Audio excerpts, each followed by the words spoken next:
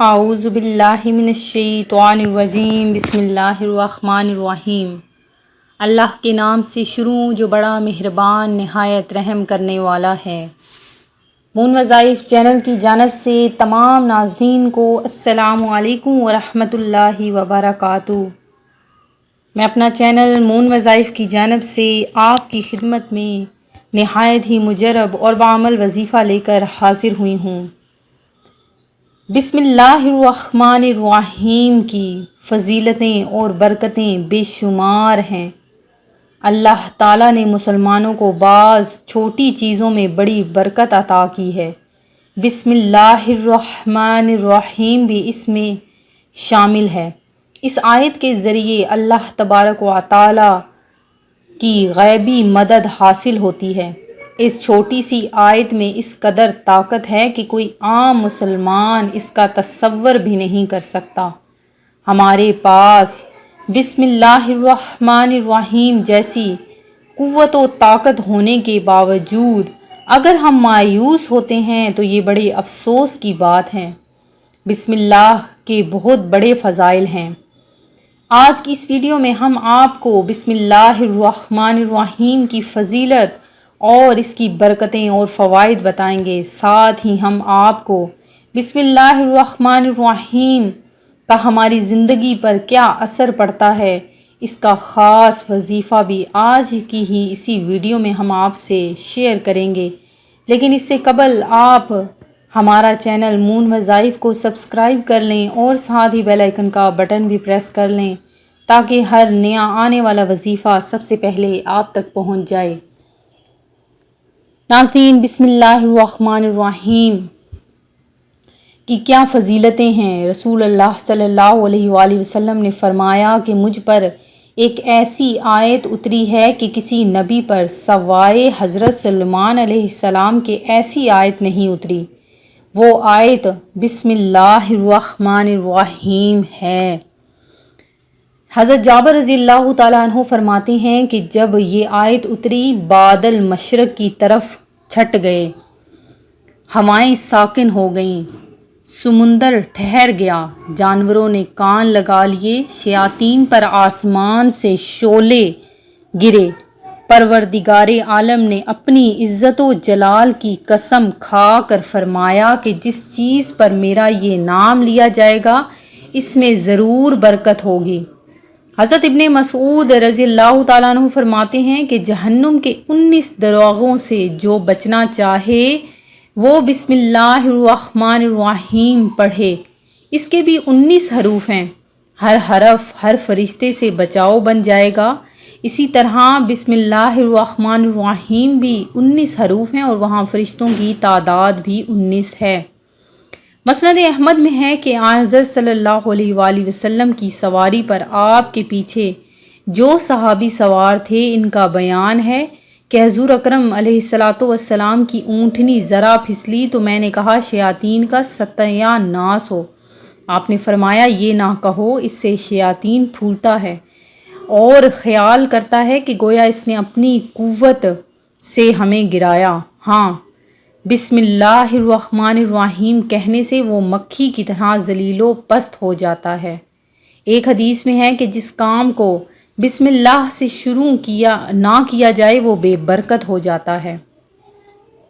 یہ بھی معتبر روایات میں سے ایک روایت ہے کہ جس کی تصدیق خود آپ صلی اللہ علیہ وآلہ وسلم اور ائمہ طاہرین میں بھی فرمایا کہ جو کتاب انوار نعمانیہ اور فوائد القرآن کے صفحہ نمبر 32 پر بھی درج ہے کہ تمام قرآن مجید میں بہترین سورہ الحمد اور سورہ الحمد میں بہترین آیت بسم اللہ الرحمن الرحیم ہے اور جو کچھ سورہ الحمد میں ہے وہ بسم اللہ الرحمن الرحیم میں ہے۔ حضرت ام المومنین علی رضی اللہ تعالی عنہ نے اس حدیث کو دہراتے ہوئے ارشاد فرمایا کہ جو کچھ بسم اللہ الرحمن الرحیم وہ سب بائے بسم اللہ الرحمن الرحیم میں موجود ہے۔ سب نقطے میں ہے جو بے کے نیچے دیا جاتا ہے اور یاد رکھ کہ وہ بے کے نیچے جو نقطہ ہے وہ میں ہوں اور سارا علم قرآن مجید خدا نے مجھے عطا فرمایا، بس جو کچھ چاہو مجھ سے سوال کرو کہ میں تمہیں بتلا دوں گا۔ علم و قرآن مجید خدا نے مجھے عطا فرمایا، پس جو کچھ چاہو مجھ سے سوال کرو۔ یہ بھی حکم رسول ہے، جس کا اختصار یوں ہے کہ حضور نبی کریم صلی اللہ علیہ وسلم نے فرمایا کہ تم جس کام کی ابتدا کرو سب سے پہلے بسم اللہ الرحمن الرحیم کہہ لیا کرو، تو شیطان تم سے دور رہے گا اور رحمت خدا تم سے نزدیک ہو جائے گی اور تمہارے ہر کام میں برکت ہوگی۔ انسان کسی بھی وقت کسی مصیبت اور تکلیف میں مبتلا ہو سکتا ہے۔ اس ناگہانی صورتحال میں جہاں انسان اپنی تدبیر کرتا ہے، وہاں اس کو چاہیے کہ کثرت سے بسم اللہ پڑھنا شروع کر دیا کرے۔ یہ آزمودہ اور مجرب عمل ہے۔ میں نے بھی کئی بار بسم اللہ الرحمن الرحیم کے ذاکرین کے مصائب ٹلنے کے واقعات سنے۔ ایک صاحب اپنا یہ تجربہ بیان کرتے ہیں کہ انہیں جب بھی گاڑی چلاتے ہوئے ٹریفک جام میں پھنس جانا پڑتا اور ایسے آثار دکھائی دیتے کہ ٹریفک کھلنے میں بڑا وقت لگ جائے گا، تو وہ بسم اللہ شریف پڑھنا شروع کر دیتے۔ اللہ کی رحمت سے ٹریفک کا بہاؤ شروع ہو جاتا اور وہ جلد ہی اس کوفت سے بچ نکلتے تھے۔ بسم اللہ شریف کی برکات کے حوالے سے کئی احادیث موجود ہیں۔ سنائی میں بیان کیا جاتا ہے کہ میدان جنگ میں سیدنا طلحہ رضی اللہ تعالیٰ عنہ کی انگلیاں کٹ گئیں تو ان کے منہ سے سی کی آواز نکلی، تو سرکار دو جہاں صلی اللہ علیہ وآلہ وسلم نے فرمایا کہ اگر تم بسم اللہ پڑھ لیتے تو فرشتے تجھے اوپر اٹھا لیتے۔ اس سے بسم اللہ کی فضیلت عیاں ہو جاتی ہے۔ کھانے پینے، چلنے، دوڑنے، سونے سمیت ہر کام میں بسم اللہ شریف پڑھتے رہنا چاہیے۔ بسم اللہ کا روزانہ 313 بار وظیفہ پڑھنے والوں کو ملکوتی قوت حاصل ہو جاتی ہے، اور جن بچیوں کی شادیوں کے رشتے نہ آ رہے ہوں وہ اس کا وظیفہ کریں۔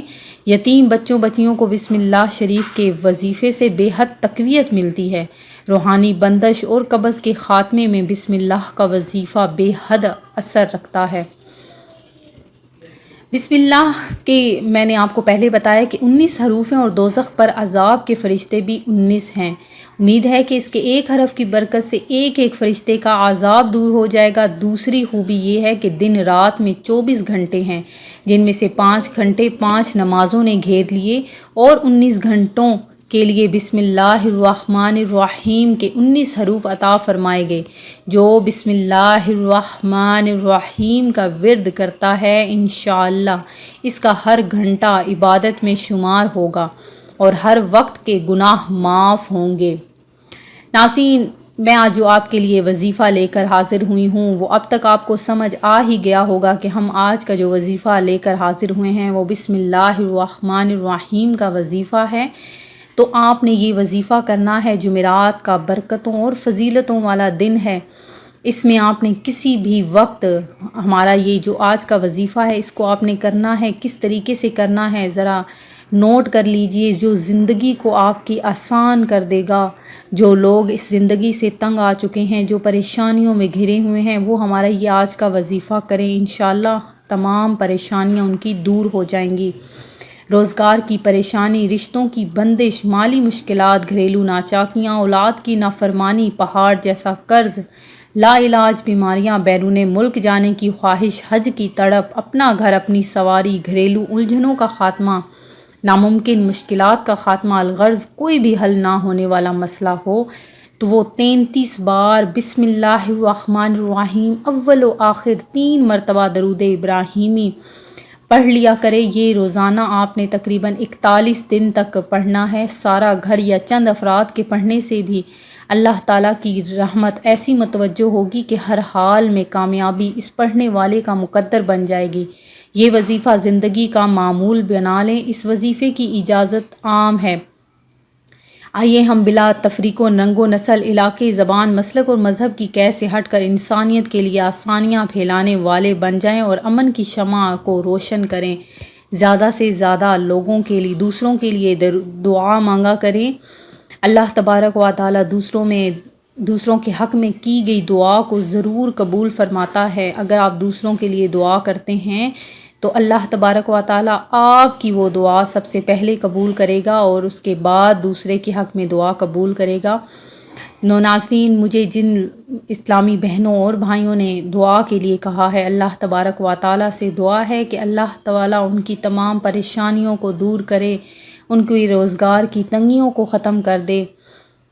اپنے دعاؤں میں ہمیں بھی یاد رکھیے گا، زیادہ سے زیادہ درود پاک پڑھا کریں اور ہمیں ہدیہ بھیجیں، انشاءاللہ ہم آپ کو دعاؤں میں یاد رکھیں گے۔ اپنا خیال رکھیے گا، دعاؤں میں یاد رکھیے گا۔ اللہ حافظ۔